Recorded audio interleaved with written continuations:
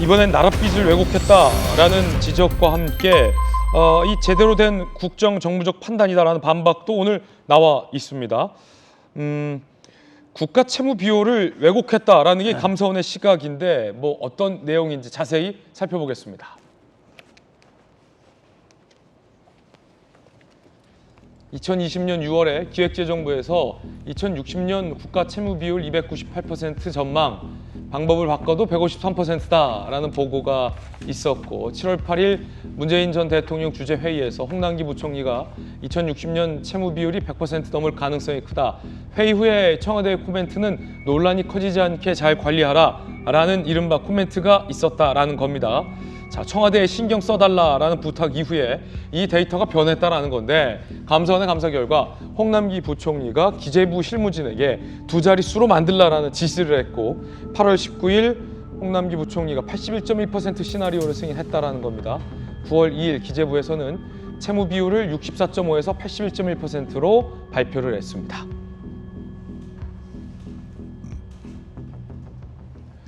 소위 세 자릿수가 두 자릿수로 떨어졌다. 그렇게 발표됐다. 그런데 세 자릿수가 두 자릿수로 축소되는 배경, 채무 비율은 나랏빚 비율이니까 이게 적을수록 좋은 것 아니겠습니까? 유리하게 무언가 조작하도록 지시를 했다. 이 감사원의 감사 결과입니다. 당시 기재부와 뭐 줄줄이 관계자들의 발표 내용도 있었습니다. 한번 들어보시겠습니다. 시나리오별로 60년 국가 채무 비율은 64.5%에서 81.1% 범위로 전망됩니다. 기재부는 희한하게 아주 마술을 부립니다. 2045년에 99점 몇 프로 가다가 그 다음에 딱 꺾여서 100은 절대 안 가요. 그 다음 밑으로 내려와. 이게 참 희한하지 않아요? 정부가 총지출 증가율이 경상성장률로 가는다고 전제하는 것이 그렇게 지적을 받을 사안은 아니지 않느냐 싶고요. 정혁진 변호사님, 네네. 국가 부채율, 그러니까 나랏빚이에요. 이게 크면 클수록 안 좋은데 네네. 당시에도 지금의 여당, 당시 야당 의원이 지적했어요. 계속 올라가도 어떻게 100을 안 넘냐. 신기하다라면서 이제 뭔가 있는 거 아니냐라고 지적을 했는데 감사원 감사 결과는 꽤나 구체적입니다. 국가 채무 비율이 최대 298에서 최소 64.5로 뚝 떨어졌는데 거의 이 정도면 반값 할인보다 더 크게 할인이 들어간 건데 어떻게 보십니까? 그러니까 2016년 말에 우리나라 국가 채무가 626.9조였어요. 다시 말해서 그 문재인 대통령이 취임하기 직전에 우리나라 국가 부채 627조 정도 됐었거든요. 네. 그런데 2017년도에 660조였다가 2019년도에 600조대에서 700조대로 늘어나요. 728.8조. 그 다음에는 또다시 100조가 늘어나요. 846.9조. 그 다음에도 또 100조가 늘어나요. 970.7조. 그러니까 매년 100조씩 늘어나는 거예요. 문재인 대통령이 대통령 되기 전까지 우리나라 국가 부채는 그때까지 쭉 다 합쳐봤자 623.7조 정도밖에 안 됐는데 그 다음부터는 거의 매년 100조 이상씩 늘어난단 말이에요. 그렇게 전체적인 금액이 늘어나는데 예상치는 오히려 반토막이 난다? 이건 누가 봐도 이상한 거 아니겠습니까? 예. 그러니까 그 기재부에 어떤 공무원들 가 있습니까? 기재부에는 진짜 행정고시 1, 2등 하는 애들부터 해가지고 쭉 들어가 있단 말이에요. 엘리트들. 엘리트 공무원들이 들어가 있는데 본인들이 보기에도 이게 참 민망하고 면구스러운데 그때 또 때마침 뭐가 나왔느냐? IMF에서 보고서가 나왔는데 예. 그 IMF 보고서가 거의 우리나라 정부를 우습게 보는 것처럼 아이고 뭐 그 대한민국 정부가 숫자 가지고 장난하네 이런 뉘앙스가 담긴 보고서 나왔다는 거 아니겠습니까? 그 보고서를 뭐 저 같은 사람이 보겠습니까? 기재부의 담당 공무원들이 보겠죠. 그러면 얼마나 낯이 뜨거웠을까? 저는 그런 생각이 들고요. 참 힘들었겠다. 저는 그런 마음이 듭니다. 예, 전주혜 의원님, 뭐 집값 상승치와 관련해서 당시 국토부 장관이 이른바 민간 통계와 다른 숫자, 너무 낮은 숫자를 발표했다, 통계 조작이 있었다, 내지는 뭐 원전과 관련해서 기대 수명과 관련한 이 원적 성적 평가도 조작했다, 이런 것들이 지난 정부에서 벌어졌던 의혹들이잖아요. 거기에 이제 뭔가 하나가 더 추가된 느낌인데 너무 많이 좀 떨어졌어요. 그러니까 홍남기 당시 부총리는 그 정도는 할 수 있다라고 얘기하고 있습니다만 298 방법을 바꿔도 기재부에서 153% 이거보다는 못 줄인다 이런 식으로 보고를 했었다는 건데 잘 관리하라 청와대 코멘트 두 자릿수로 줄이라. 홍남기 당시 부총리의 구체적인 지시. 그러니까 발표가 64.5에서 81.1. 정말 청와대 코멘트처럼 잘 관리가 됐어요. 어떻게 298에서 64로 떨어질 수 있나 네. 라는 건데 숫자 차이가 너무 크니까 논란이 되고 있어요. 그러니까 그때부터 좀 뭔가 조작이 있는 거 아니냐 이런 얘기들이 많이 나왔는데 조작, 주작? 네, 그런데 이번 이제 감사원 조사 결과 역시나 또 조작이 있었다 지금 그런 결과 아니겠습니까? 문재인 정부 시절에 조작이 여러 개가 있었죠. 아까 말씀하신 그 부동산 가격 조작으로 이미 뭐 김수현 그 당시 청와대 정책실장, 뭐 김상조 정책실장 그리고 뭐 홍장표 전 경제수석이나 예. 뭐 김현미 전 국토부 장관이 기소가 됐어요 이미. 통계 기소가 돼서 지난 5월에 첫 재판이 진행이 됐습니다. 근데 이제 여기에 얹어서 문재인 정부 시절에 국가부채가 굉장히 늘었죠. 한 600조 정도에서 시작했는데 1000조가 이미 지금 늘어난 상태에서 윤석열 정부가 지금 물러받았고 예. 그래서 사실 그 부동산뿐만 아니라 국가의 경제 상태가 재정 상태가 안 좋다 보니까 그러니까 지금 여러 가지 경제적인 여파가 좀 미치는 거 아니겠습니까? 지금 그런 과정에서 2020년에 이러한 이제 부동산 이러한 이제 통계 조작도 나타났다는 것은 정말 그 눈 가리고 아웅식의 이런 문재인 정부의 실정을 다시 한번 드러난 셈이라고 생각을 하고 있고요. 예. 여기에 대해서는 저는 뭐 검찰 수사를 또 피할 수는 없을 것 같아요. 지금 나타나는 구체적인 정황은 7월에 그렇게 대통령 주재하는 회의에서 보고가 됐다. 나쁜 수치가. 그렇다가 홍남기 부총리가 또 그 재정기획부 관계자들에게 좀 수치를 줄여라 이렇게 구체적으로 지시했다는 그런 정황이 나오기 때문에 뭐 이것이 만약에 사실이라고 하면 이거는 형법상 또 직권남용죄 그리고 또 통계법 위반이 될 소지가 있기 때문에 연이어서 아마 검찰 수사는 저는 피할 수 없다고 그렇게 보고 있고요. 이렇게 조작을 한다고 해서 경제가 좋아지는 건 아니죠. 이런 것이 되풀이돼서는 안 된다고 생각합니다. 예. 홍남기 전 부총리는 당시로선 최선의 판단이었다라는 해명도 나오고 있다고 하는데 자, 박수현 예. 수석님 홍보수석을 또 하셨잖아요. 네. 이거 어떻게 보십니까?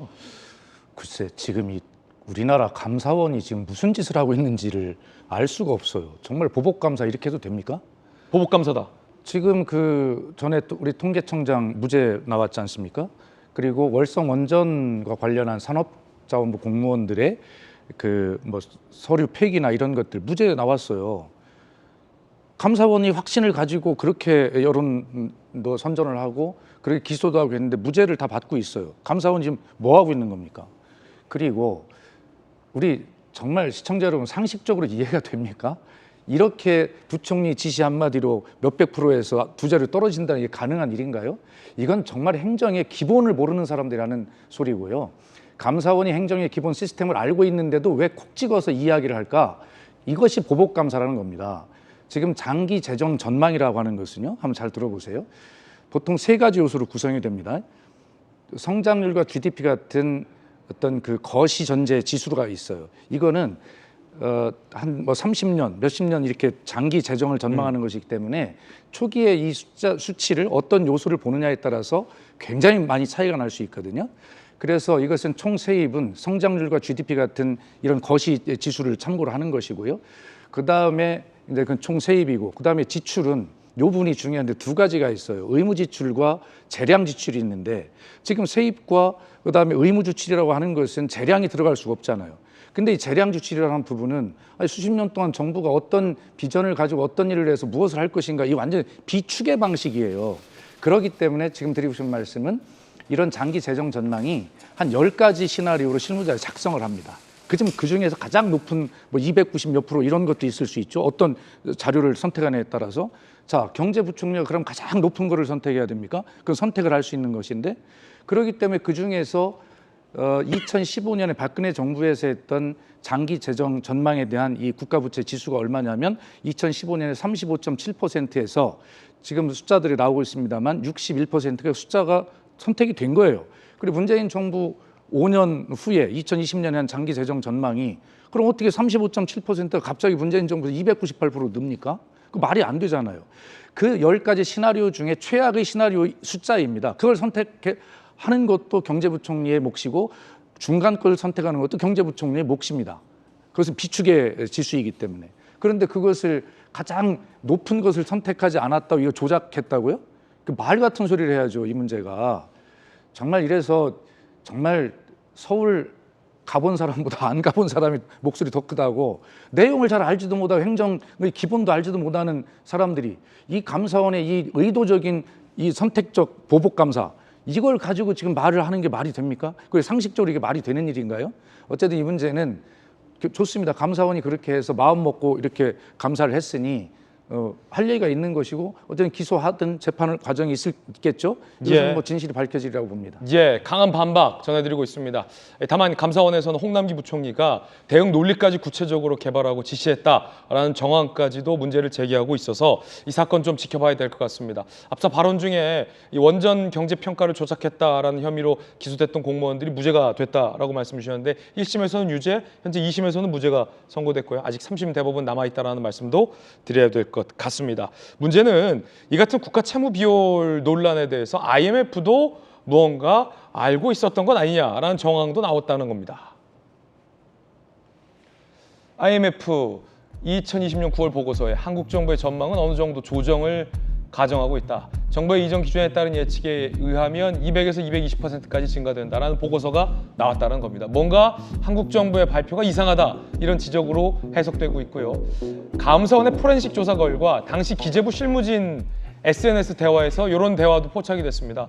IMF가 우리가 주작을 했다는 것을 비판했다. 자괴감이 든다라고 실무진이 SNS 대화를 나눴다라는 것도 포렌식으로 나왔다는 거죠. 김용규 의원님, 네. 요 대목인데 네.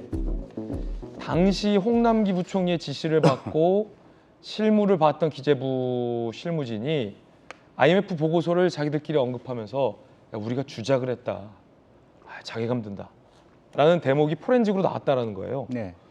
이런 공무원들의 어떤 자괴감, 주작, 실토 아니냐라는 건데 어떻게 보세요?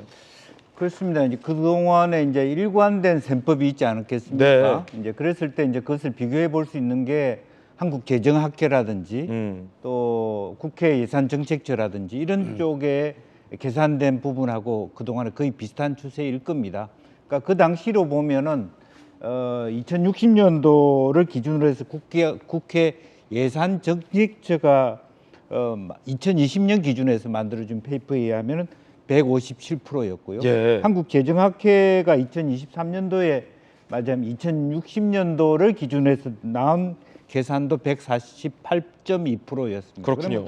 다 100을 넘어간다. 기본적으로 보면 그동안에 그 기준 데이터가 기존에 기재부가 만든 데이터에 기준해서 거의 같은 셈법으로 했다면 누가 계산을 하더라도 130에서 160 그 사이가 일반적 범주 안에 들었다. 지금까지 계산하던 추산 방법으로는 예. 저렇게 돼야 되는데 네. 그러니까 그런 부분에 대해서 이제 계산 방법을 잘못했다. 근데 이제 명목 GDP를 실질 GDP를 명목 GDP로 했다든지, 즉 명목 GDP는 물가 상승분을 포함시키니까 모수가 커지니까 비율이 줄어든다든지, 또 혹은 국가라고 하는 영역을 공기관을 빼고 한다든지 여러 가지 어떤 계산법의 차이로 인해서 기존에 했던 그 데이터를 만들어든 이른바 국회예산추측서나 무언가 기술이 좀 들어갔다. 네.